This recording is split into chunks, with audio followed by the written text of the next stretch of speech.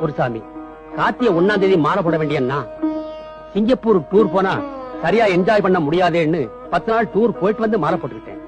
ஏன் வசதிக்காக விரத நாளையே மாத்திக்கிட்டேன். அது தப்புதான் சாமி. மனசை கட்டுப்படுத்த முடியாதவங்க எல்லாம் ஏன் சாமி சபரிமலைக்கு வர்றீங்க? விரத நாளையும் விரதங்களையும் உங்க இஷ்டத்துக்கு மாத்தி அமைச்சுக்கிறது, மாலையை போட்டுக்கிட்டு சாராயத்தை குடிக்கிறது, பெத்த தாயை உதைக்கிறது, பூஜைக்கு போற இடங்கள்ல அங்க வர்ற வயசு பொண்ணுங்க பாக்கட்டும்னு சத்தம் போட்டு பாடுறது. உங்க மாதிரி சாமிங்களாலதான் நேர்மையோட சபரிமலைக்கு வர்ற சாமிங்க கூட கருப்பு வெட்டியை கட்டிக்கிட்டு வெளியில வர்றதுக்கு அச்சப்படுறாங்க. அறிந்தும் அறியாமலும் தெரிந்தும் தெரியாமலும் செய்த தவறுகளை மன்னித்து உங்க மனம் போல தவறுகளை பண்ணிட்டு இப்படி ஒரு சரணமாக்கி இருக்கிறதுனால அந்த ஐயப்பன் இடத்துல மன்னிப்பு கேட்டா உங்களை மன்னிப்பான்னு நினைக்கிறீங்களா?